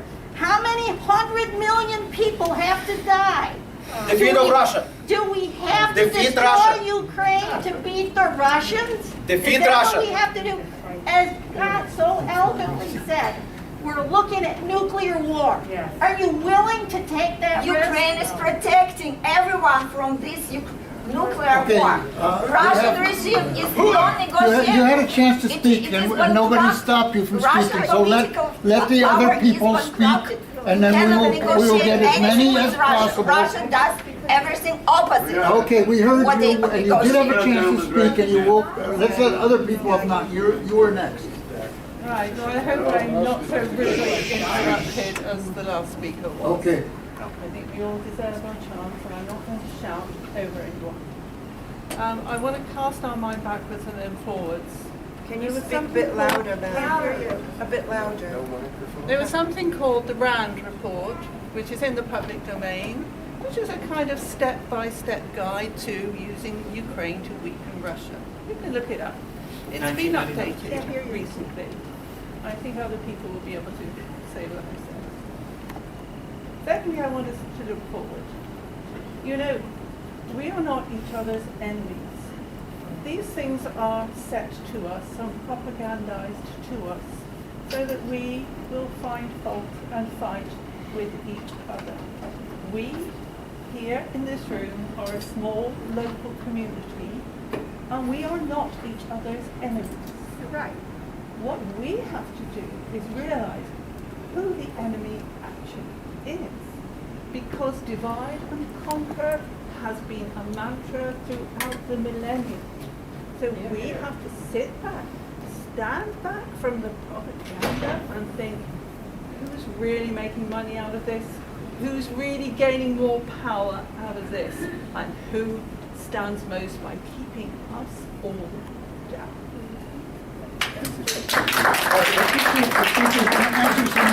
We'll get to the other people. There's plenty of time to get to the other people. I just want to say a couple things in response to some of the things said. First of all, in terms of the breakdown, the 14,000 people who died from 2014 to February of 2022, I'd have to go back and look, but I wouldn't necessarily disagree with the numbers you gave. And what I said is 14,000 people died. I didn't give a breakdown of that. But what it shows is that we agree on something. This war started in 2014. There's no disagreement on that, right? That is something the media has obscured, which I'm sure you know about. And maybe you didn't even know 14,000 people died since 2014. But certainly the media hasn't been talking to us about it and hasn't covered the war for 9 years, as it should have, and had it, we'd have very different discussions in Congress about this. I will stand by the OECD figure that there were 2,000 ceasefire violations the weekend before Russia invaded. 2,000. Which is a significant amount of ceasefire violations. Again, in a war that apparently, again, according to the media, didn't even From which exist side? till February. Violations from which side? Both sides, but mostly it was shelling upon the Donbass, which again, I witnessed while I was there, and even more since I left. Yes? You keep hitting on media, but I want everybody to know there's a huge difference between a national media outlet and a local media outlet. Your local media, we're here for you, we're even here for you.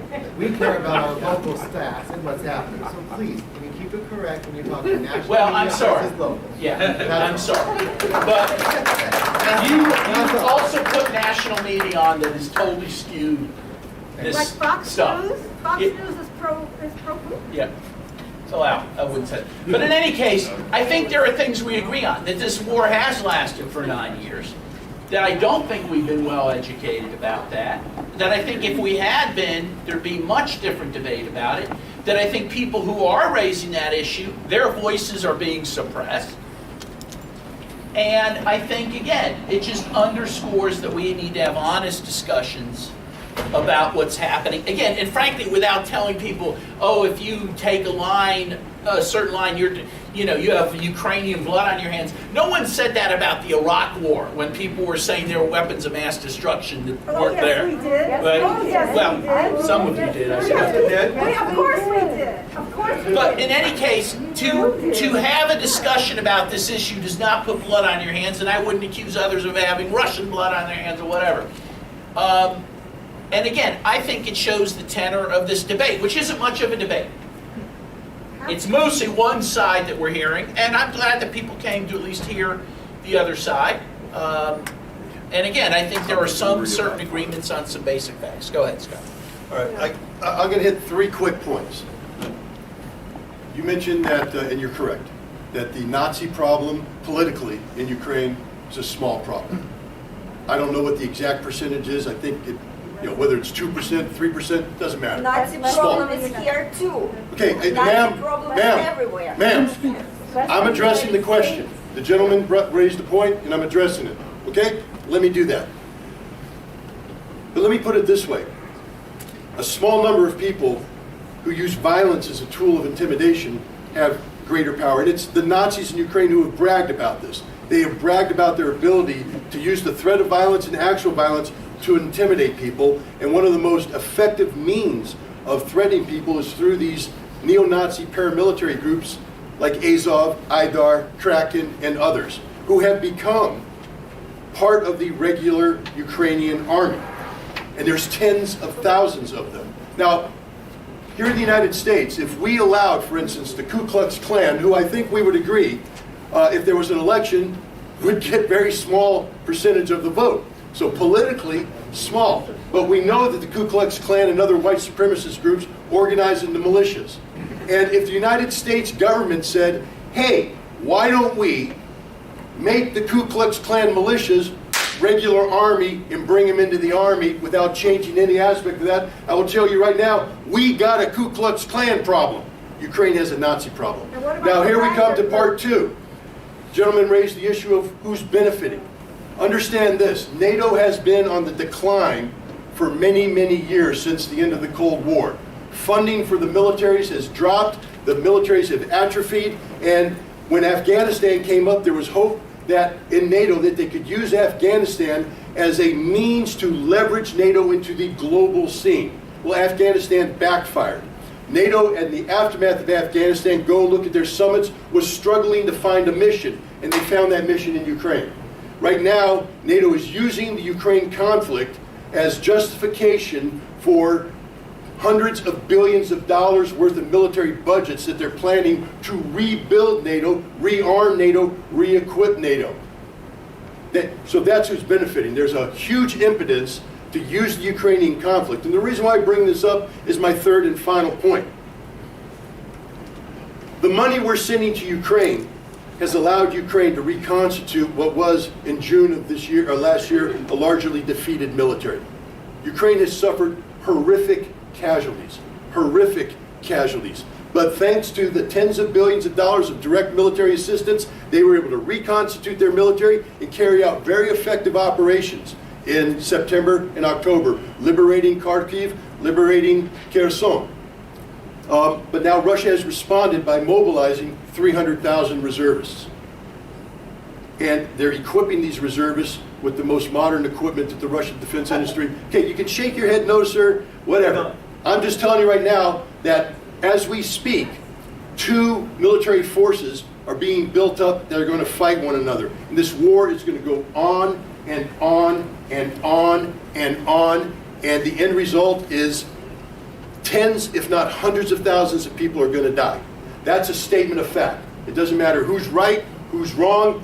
This is the reality. The money that U.S. taxpayers are allowing our Congress to pour in Ukraine will directly result in the deaths of hundreds of thousands of people. And you have to ask yourself, A, is that the right thing to do? And B, is that the proper use of U.S. taxpayer money? And these are fair questions that we should be allowed to debate, discuss in a non-confrontational manner. Thank you. Okay. I'm calling people that we haven't called on yet. 1, 2, 3. I'll put you as 4. I did this woman in front of you. All right, I'm sorry. So one of your points was that we should not look at what caused the war and who's at fault, but look at how we get out of this situation. The only thing that I have heard is that Ukraine should give up its territory that belongs to it's their territory. It's illegally annexed, pieces of it to Russia. So should Ukraine just give up? And do you feel that if they do, that the killing will stop? That Zelensky and his family are dead already if they give up? What should the Ukrainians do to defend themselves at this point? Well, I think, if I can... John. For Mr. Ritter, have you yourself received money from RT, Russian news? Yes. You want to know how much? You want to look at my tax returns? Yes. Is it really in your damn business? But I answered the question. Do you want to ask me how much money I earned from Consortium News? You want to ask me how much money I earned from Truthdig? How much money I earned from American Conservative? How much money I earned from other outlets? Why are you focused solely on RT? Because this is Russian propaganda. Well, you don't think the American conservatives consider it to be conservative propaganda? You don't think Truthdig's considered to be liberal propaganda? Every media outlet is a propaganda outlet. So let me tell you this. The fact that I write for so many outlets of variety of political leanings might tell you something about the writer. I'm not a propagandist. And if you're going to accuse me of propaganda, then cite the article, cite the data, come forward with the data. Don't sit here and say, because you write for RT, you're a propagandist. I reject that wholeheartedly. Okay.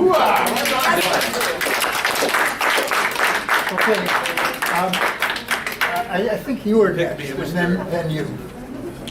You. Okay. All right, yeah, so this is great listening to all these points of view. But I want to excuse me, sorry. If you guys really want to check something out crazy that helps gives you a bigger part of the picture, study the history of Ukrainians in Canada.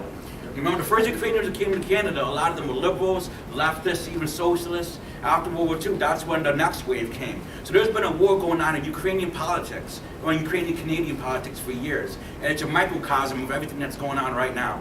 And first I want to say, thanks to you guys, I've been waiting to see you guys for a long time. I want to always remember this too. Russians and Ukrainians going back hundreds and thousands of years of brothers. So Belarusians. So all, like the history goes so far and so deep. So basically, the point is, I'm saying is, study all media, study it all. Okay, like there's propaganda from all sides. Okay, from Russia, Ukraine, China, all these different countries, all these different medias. So in order to really try to get a bigger point of view, study everything. Believe nothing, study everything, and you know, don't let all the other crap that's coming out get in the way of it. Like, there's so much crap in there in the air, you know? It's like almost a disease. It's a spiritual disease, if you want to call it that. It's affecting everybody's minds. It's mass psychosis. So one way, we're going to die, or we got to change it. And that's the only, there's no other option. Either change or die. That's all. I'm going to do 1, 2, 3. All right, and then we'll do questions. But please keep it quick, because we're all very quick. I actually have a question. I don't believe that border fighting was an invasion. Both sides were fighting on the borders from 14 till Russia invaded. And you defended a preemptive invasions. What I'd like you really to talk about is, do you really mean that? Because just wars, one of the criteria is that you do not invade preemptively. Right. And if you're invaded, you have the right, certainly maybe aren't perfect, but you have the right then to defend your population. That's I think that's more important than this UN regulation that you point to on preemptive. We don't want unjust wars.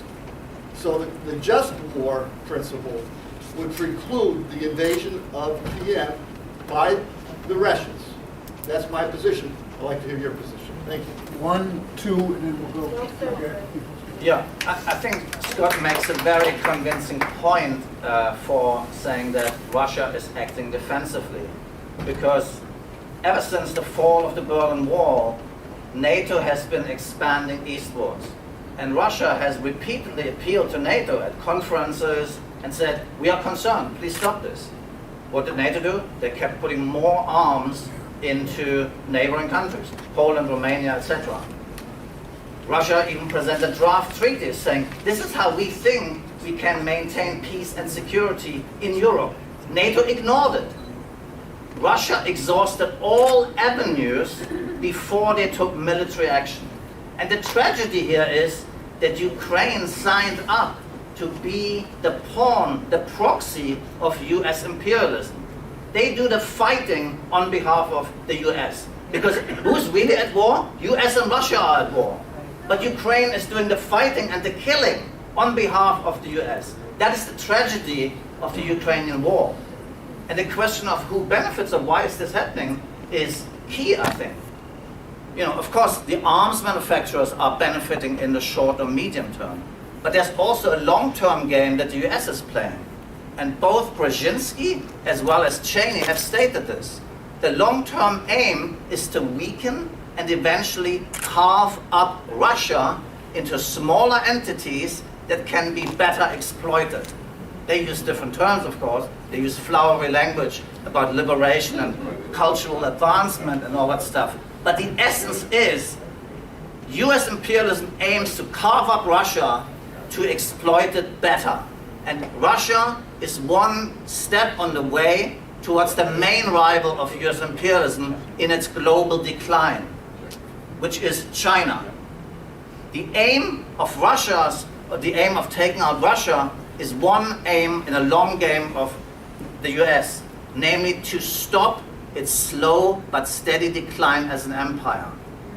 The rising competition of China, aided by Russia, is a severe threat to the US. And this is why we're seeing this happening. It's not about waging war for the profits of Raytheon, it's for making sure that the US empire can live a little bit longer and the profits can come in a little bit longer. Thank you.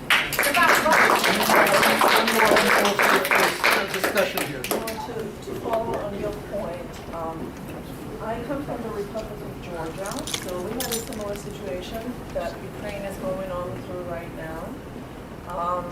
I think it would be very simplistic to blame Putin, quite frankly. Nationalists in Georgia made a lot of mistakes. Those mistakes cost Georgia 2 territories. Now, everybody talks about US, Europe, NATO, this, that. Nobody has helped Georgia to return those territories. It's been over 30 years. It's not going to help you return your territories. I think you should assign blame where the blame squarely belongs. The Ukrainian government. It is Zelensky that sacrificed Ukrainian people and Ukrainian destruction of its own country. At some point in time, trust me, that revelation will come to you. It will take years. You will understand who caused the devastation to your own country. Somebody asked here, what should we do? Should we give up? Well, let me put it this way. I don't know whether you should give up or not. You can fight, all you want. You've already lost 4 territories. How much further do you want to go? Until the full destruction of the country. Perhaps you can sit down and save and salvage something. And that's my, so to speak, cautionary tale. Я вас очень прошу, немного самокритики, да, посмотрите, кто на самом деле виноват в том, что происходит на Украине. Вы считаете, что это Путин. Это очень простой подход, неправильный подход. Надо немножко глубже. It's actually not Putin, it's his oligarchs around him that are causing this. That is a very good point.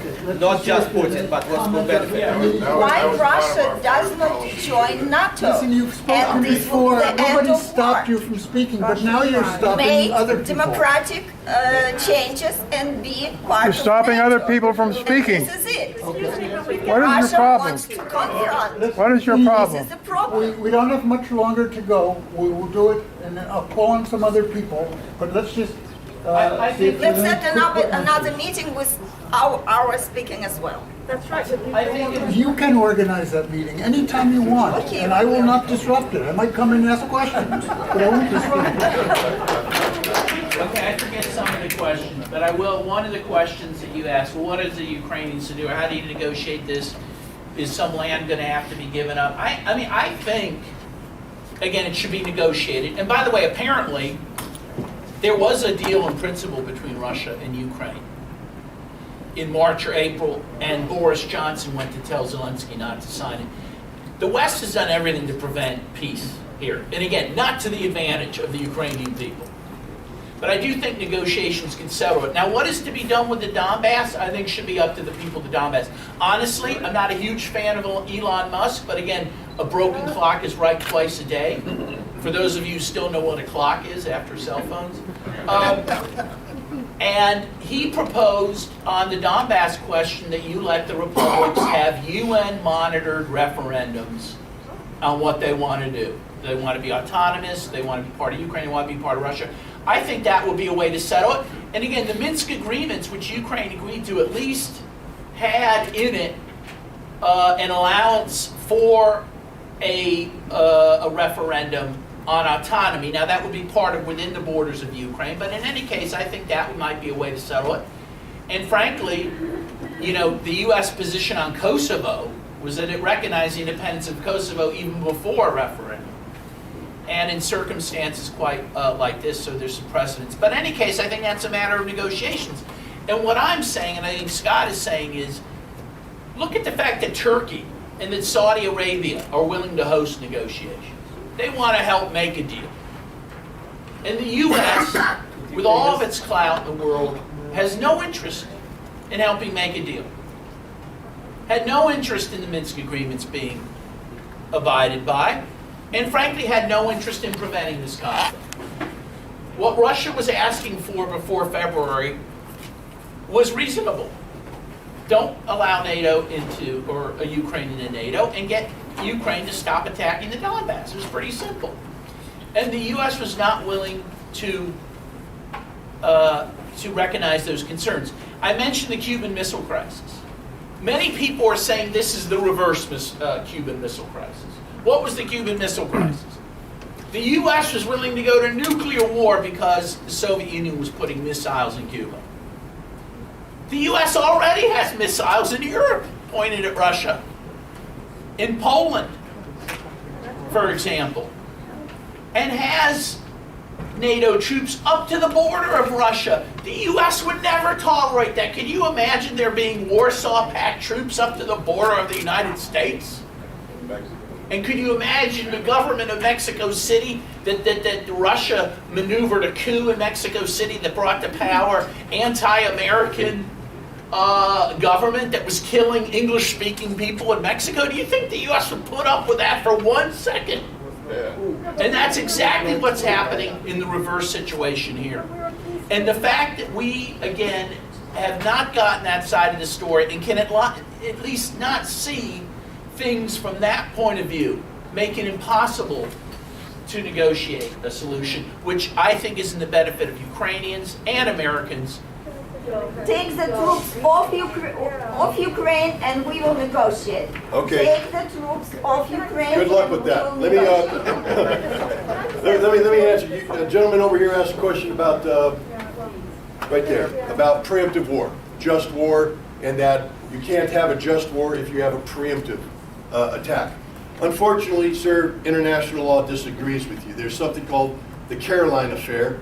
It dates back to the 1840s when a U.S. ship was transporting Canadian rebels who the United States has armed, trying to take them into Canada, and the British attacked the ship. And the Americans said, whoa, you're attacking an American ship. And the British cited the need for preemption because of the imminent threat posed by what was on there. It went to the Supreme Court of the United States, and so it is Caroline is a case that now has guided international law when it comes to preemption. And it has been cited by the United States to justify what happened in Serbia, and Russia has indirectly cited it to justify what they did. All I'm saying is that all those sightings are wrong. That's what I'm saying. Okay, I'm just telling you that was disarmed before the war. Ukraine was disarmed. you missed my point, man. My point is that international law justifies preemption, citing the Caroline precedent. That's it. Now we come to the issue of what price Ukraine must pay for peace. This is the toughest question of all, because it's asking a nation right now to give up territory that belonged to it. Only since Khrushchev gave it to him. Well, again, we can go into history about this, that, and the other thing. That's not what I'm here to talk about. She says, what's that? Russia out of Ukraine. Okay, now I have a question for you. No, ma'am, I'm not debating you on the efficacy of that. I'm asking you what price you're willing to pay. That's my question. How many Ukrainians need to die? How much Ukrainian territory needs to be captured and annexed by Russia? Because here's the question. Let me tell you what's going to happen, whether you like it or not. Understand that the United States doesn't care about Ukraine, not one iota. Lloyd Austin visited Kiev, then went to Warsaw and gave a speech where he said, we're not asking for a Ukrainian victory, we're asking for Ukrainians to kill Russians, to weaken Russia. That's the Russia sole will purpose of this. Putin will die.